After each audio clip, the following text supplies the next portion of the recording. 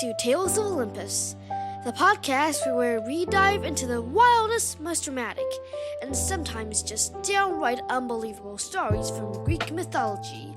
I'm your host, Ariel, and last time we discussed about how the Twilight Saga has links to Greek mythology.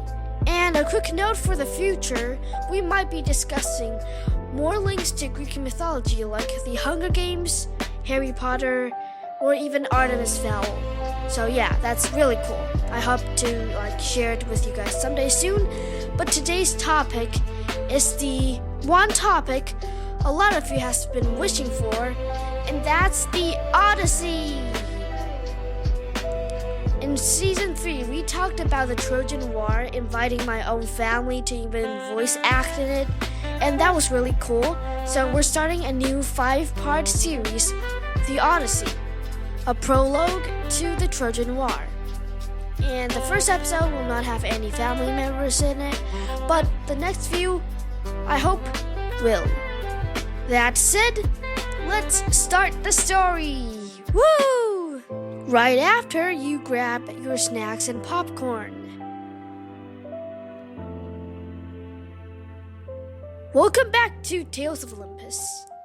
The war is over, the smoke is clearing, and while the Greeks are technically the winners, the victory party is looking pretty grim. You see, winning a 10-year war is the easy part. Getting home, that's where the gods grade your homework. And let's just say, most of the Greek leaders failed the test. Agamemnon, the king of the kings, he made it home in record time, only to walk right into a trap set by his own family, which we will talk about later, or not in this series, but sometime else. Let's just say he didn't even get to unpack his bags before his story ended. Menelaus? He got blown all the way to Egypt and spent 8 years wandering the desert before he finally saw a palace again. Most of the heroes either didn't make it or wish they hadn't. But then there's Odysseus. Why is he different? I'm sure all of you have heard of the great 10-year detour instead of the quick end. But why? It's because Odysseus is the only one the gods couldn't decide what to do with. He's too smart to be caught in a simple trap, but he's too proud to just sail home quietly like a normal sailor. Hello, Ariel. He's my project. The others, they relied on their muscles. Odysseus, he relies on his mind. And the gods decided that if he's so clever, he should have to prove it against the wildest things. Oh, hi, Athena. Yeah. Anyways, Odysseus sets off with 12 ships. He's feeling good. He's thinking, I'm the guy who built the horse. I'm the genius. I'll be home for the weekend. But first, he makes his biggest mistake. He stops at Ismarus. He tries to play the war hero one last time by raiding the Cyclones. He tells his men to move fast, but they get greedy. They say, they feast, and the Cyclones hit back. Odysseus loses dozens of men before they even clear the first harbor. That was the universe's way of saying, the rules have changed. And then the sky turns black. A massive storm hits, a wind so powerful it doesn't just blow them off course. It rips the maps out of their hands. For 9 days, they're lost in a gray wall of rain and a screaming wind. No stars to guide them, no land in sight. Just 12 tiny wooden boats in a very angry ocean. On the 10th day, the wind dies down. The water turns a strange glowing turquoise, and they drift towards a beach that looks like a dream. This is the land of the Lotus Eaters. It's quiet, it's peaceful, and it smells like honey. Odysseus sends 3 scouts ahead to see if the locals are friendly. They find a group of people who are the opposite of soldiers. They are calm, they are relaxed, and they offer the scouts a taste of the lotus flower. The lotus isn't a poison, it's a delete button. 1 bite and the war, gone. Your home, forgotten. Your own name, it doesn't seem important anymore. The scouts just sit down in the sand and just stare at the sun. Captain, why are we so stressed? Let's just stay here. Penelope can take care of herself. And it feels great. Let's just count the clouds. 1, 2, 3, 4, 5. No! Get up! If you forget where you came from, you don't exist anymore. Men, grab them! Tie them down! Odysseus will do something his men will never forgive him for. He drags the weeping scouts back to the ships and chains them to the rowing benches. They are begging to go back to the flowers. But Odysseus knows that a life without memory is no life at all. Then the crew row and row and row until their hands bleed, just to get away from that sweet smell. He saved their bodies, but he's losing their trust. The crew is hungry, they're confused, and they're starting to wonder if their genius king actually knows where he's going.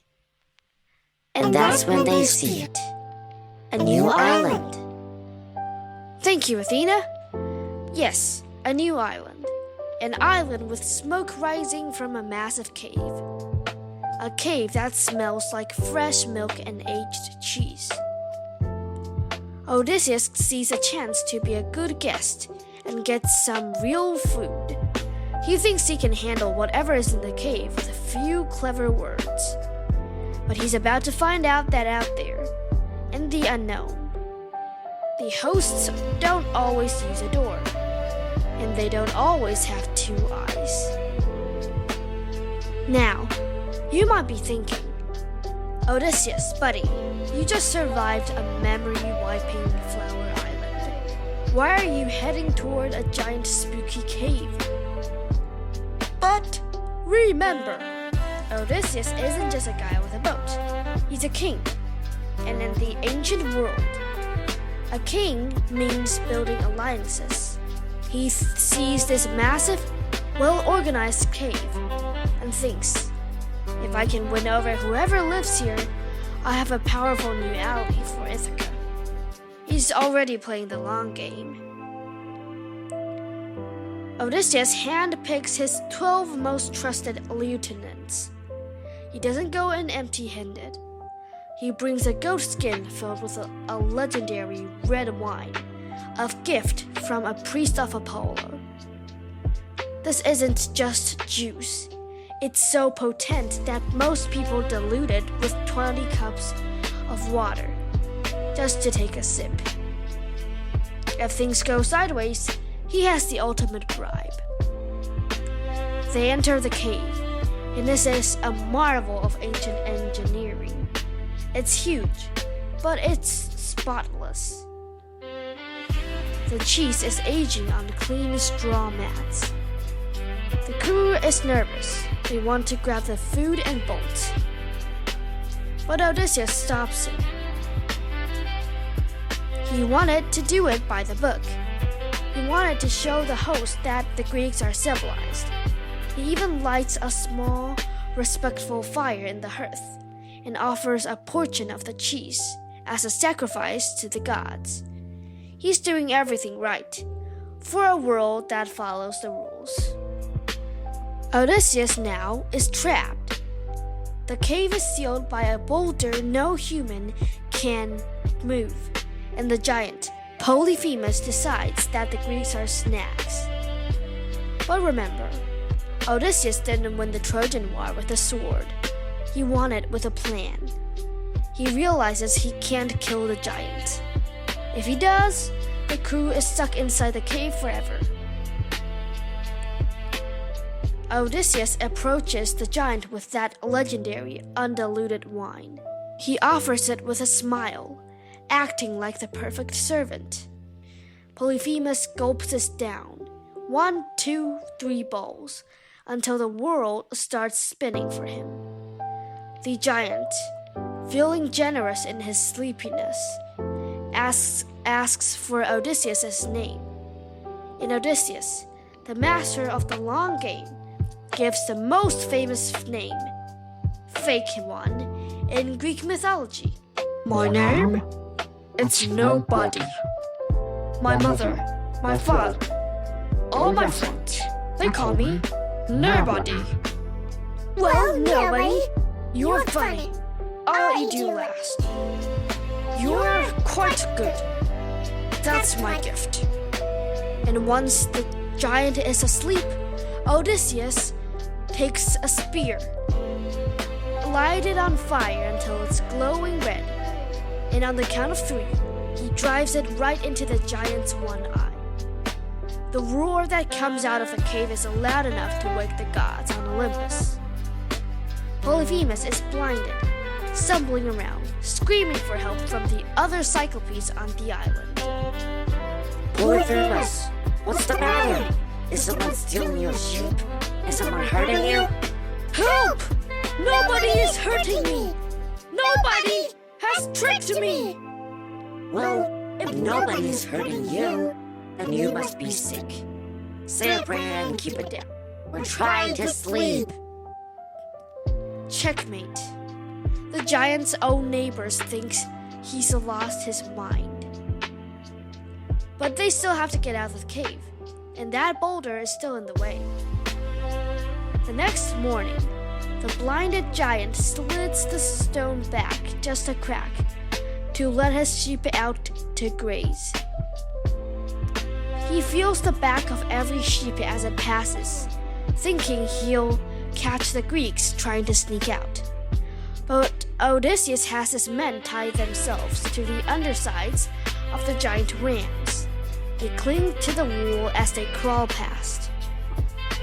You're slow today, old friend. Are you sad for your master's eye? Go on, go to the grass. Make it! They sprint for the ships, dragging as many sheep as they can. They hit the water, oars clicking into place. As the shore gets smaller, Odysseus' pride, his hubris, gets the better of him. He can't help himself. He needs to know the giant.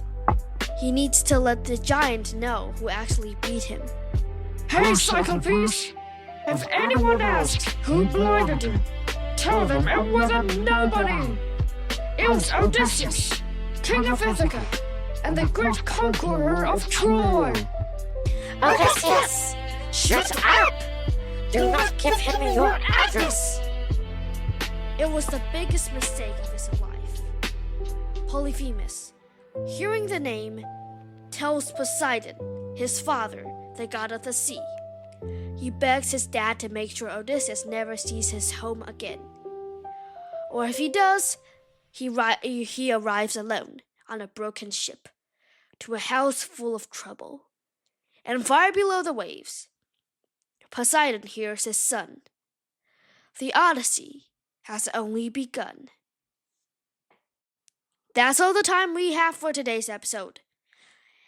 And next episode, we'll talk about what happens next and the wrath of Poseidon.